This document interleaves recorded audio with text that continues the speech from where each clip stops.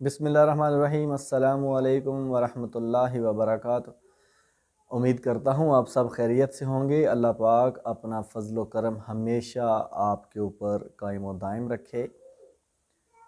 आप अपने लिए हिदायत मांगना चाहते हैं या दूसरों के लिए?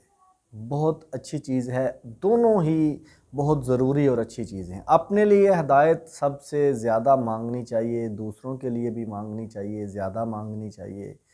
लेकिन एक बात ज़हन में रखिएगा कि जो आजकल हमारे यहाँ सूरत हाल बनी हुई है, मिसाल के तौर पे कुछ लोग अगर आपस में बैठे हैं, उनमें से अगर कोई कह दे किसी को कि अल्लाह तुम्हें हदायत नसीब करे, तो वो जो कहने वाला है वो भी तनकीदी तौर पर कह रहा होता है, तनकीद कर रहा होता है कि शायद वो जो सामने वाला बैठा है उसको हदायत नहीं है, वो बेहदायत है, वो बेवकूफ़ है, और जो बात कर रहा है वो अच्छा और समझदार और हदायत याफ्ता है।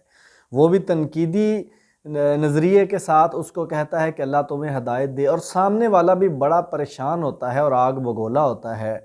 सामने वाला आमीन कहने की बजाय कि अल्लाह वाकई मुझे हदायत दे दे। हदायत तो बिल्कुल चाहिए, सबको चाहिए, लेकिन हमारे यहाँ इस चीज़ को एक अपने लिए समझें कि बहुत बुरी चीज़ तसव्वुर किया जाने लगा है कि अगर कोई कहता है कि अल्लाह तुम्हें हदायत दे, तो कहने वाला भी तनकीदी नज़र में कह रहा होता है और सुनने वाला जो है वो भी परेशान हो जाता है कि ये मेरे लिए इसने क्या कह दिया है। और फिर बहुत बड़ी तादाद में हमारे यहाँ ये सिलसिला है, और शायद हम चाहते यही हैं कि सारे हदायत याफ्ता दूसरे लोग ही हों, उनको हदायत मिल जाए। हम तो हैं ही हदायत याफ्ता, हम तो बिल्कुल सीधे रास्ते पर हैं, हम बिल्कुल हक सच पर हैं, बाकी सामने वाले जो हैं उन सबको हदायत मिल जाए। भाई आप देखें, आप जब भी किसी को कहते हैं तो सबसे पहले कहना, या अल्लाह पहले मुझे हदायत अता फरमा, मुझे हक पे रख, मुझे हक वाला रास्ता दिखा, उन लोगों का रास्ता दिखा जिन पर तूने इनाम किया अपने लिए।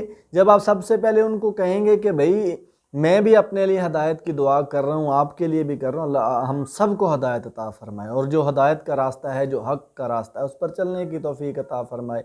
तो इस तरह करने से कुछ जो तलखियाँ हैं वो कम हो सकती हैं, इस चीज़ को, इस साइकी को थोड़ा कम किया जा सकता है।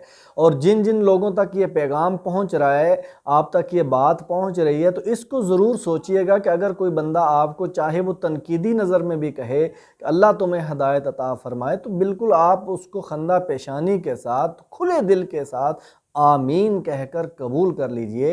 हो सकता है कि अल्लाह ताला उसी की दुआ कबूल कर ले।